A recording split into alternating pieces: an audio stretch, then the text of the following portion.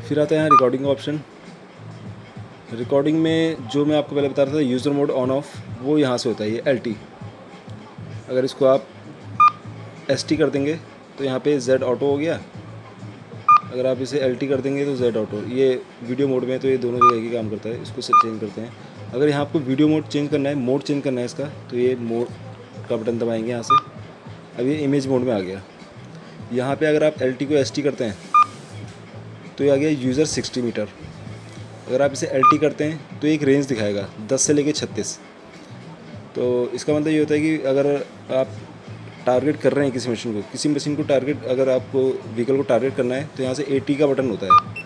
इसको आपने ऑन किया तो आपका ट्रिगर स्टार्ट हो जाता है। इसमें आपको जिस तरीके से अभी आवाज़ कर रहा है, क्योंकि कहीं इसको रीडिंग मिल रही है, तो ये इस तरीके से आपको पीछे वाला ये जो बटन होता है पीछे वाला, ये दबाने की ज़रूरत नहीं पड़ेगी और यहीं से आपका ऑटो ट्रिगर से चलता रहेगा। आपको उसके बाद सिर्फ टारगेट करना होगा।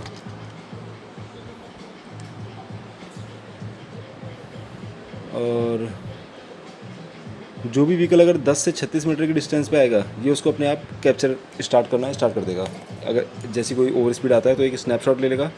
और अगर आपने यहाँ पे ऑटो मोड में रखा है इसे, तो ये साथ साथ वीडियो बनाना भी स्टार्ट कर देगा उसका। यहाँ से मोड चेंज करते हैं, तो इसे आप रखिए ऑटो मोड पे। ऑटो मोड में वीडियो और इमेज दोनों बन जाता है। जैसे कोई ओवर स्पीड आएगा तो उसका एक स्नैपशॉट ले लेगा और साथ साथ वीडियो रिकॉर्डिंग स्टार्ट कर देगा। तो अगर आप इसे ST मोड में रखते हैं तो आपके पास डिस्टेंस आएगी 60 मीटर। जैसे कोई व्हीकल एग्जैक्ट 60 मीटर के ऊपर आएगा तभी उसका स्नैपशॉट खींचेगा, अदरवाइज़ नहीं खींचेगा। तो इसको आप रखिए एक रेंज में, ताकि कभी हो सकता है कि वो 60 के आसपास ना आए, थोड़ा 50 पे आ जाए, 70 पे आ जाए, 60 पे ना आए रीडिंग और स्नैपशॉट ना खींच पाए तो मेहनत बेकार चली जाएगी। इसलिए आप इसको रेंज में चलाइए 10 से 36 मीटर।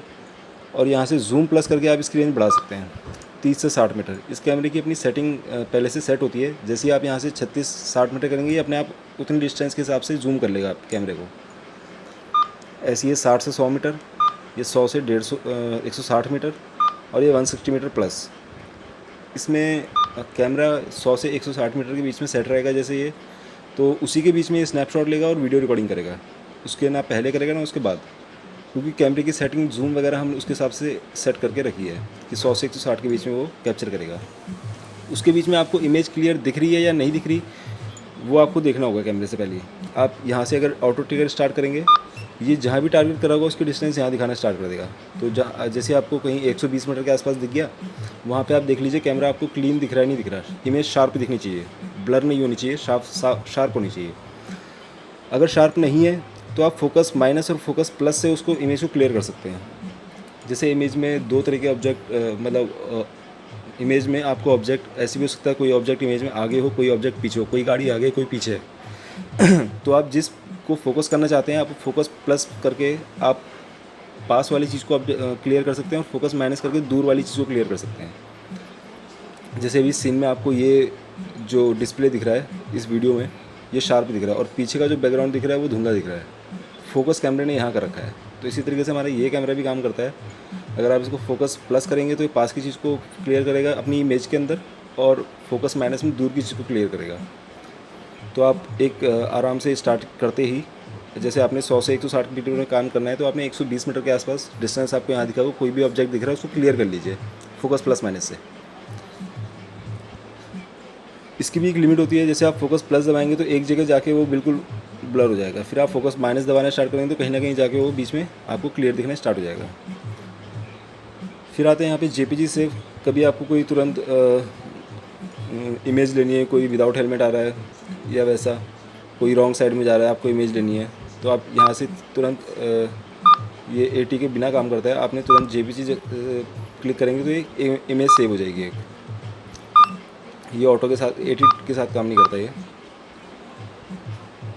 फिर आता है नीचे आपका स्पीड लिमिट यहाँ दिखा रहा है। हमने ट्रक की भी सेव करी थी, तो एक स्पीड लिमिट ये दिखा रहा है और एक ये दिखा रहा है ट्रक। यहाँ ऊपर ये LT का आपने देख लिया। LT में आपको रेंज मिलती है और ST में आपको एक पार्टिकुलर डिस्टेंस पे काम करना होता है। ये वेदर मोड का ऑप्शन है, इसको आप AT बंद करके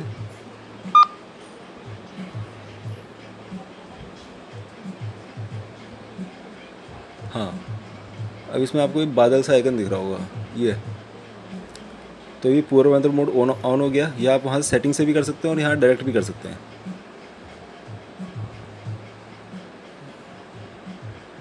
पुअर वेदर मोड, और इसको एक बार टच करेंगे तो ये नॉर्मल मोड में आ गया। Poor weather mode off.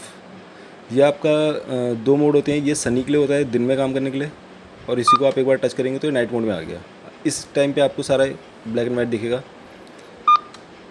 ये जो 1 लिखा हुआ है ये कैमरे की ब्राइटनेस है कि कैमरा कितना जो हम वहाँ पे इमेज ब्राइटनेस देख रहे थे, डार्क, स्टैंडर्ड, ब्राइट, वो आप यहाँ से भी सेट कर सकते हैं। 2 ये ब्राइट हो गया, ये 0 डार्क हो गया, 1 मीडियम और 2 ब्राइट। ये वाईफाई का आइकन, अगर आपका वाईफाई ऑन है तो वो आपको यहाँ पे ब्लू दिखाएगा, अगर बाय चांस नहीं है तो अंदर से कुछ डोंगल वगैरह हिली हो सकती है। ये ए आपका कैप्चर मोड दिखाता है कि आप कौन से मोड पे काम कर रहे हैं। अभी ऑटो मोड में है तो इमेज और वीडियो दोनों रिकॉर्ड करेगा।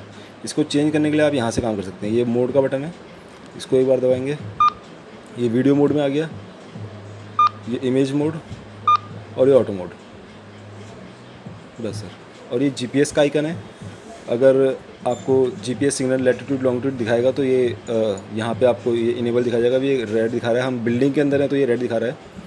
इसे ओपन टू स्काई एनवायरनमेंट चाहिए होता है। अगर आप किसी बड़े पेड़ के नीचे या बड़ी बिल्डिंग के आसपास हैं तब भी हो सकता है कभी आपको प्रॉब्लम करे, लेकिन मोस्टली हाईवे वगैरह में काम करते हैं तो ये पूरा खुला मिलता है। जीपीएस आपको तुरंत यहाँ पे इनेबल दिख जाएगा। स्टार्ट होती है 1-2 मिनट का टाइम लेगा ज़्यादा से ज़्यादा, और ये दिख जाएगा।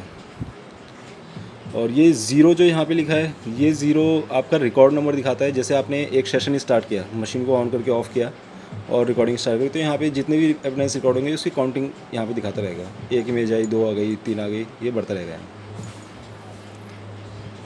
और ये चार्जिंग का आइकन है, ये चार्ज पे लगाए तो बस। Thank you sir.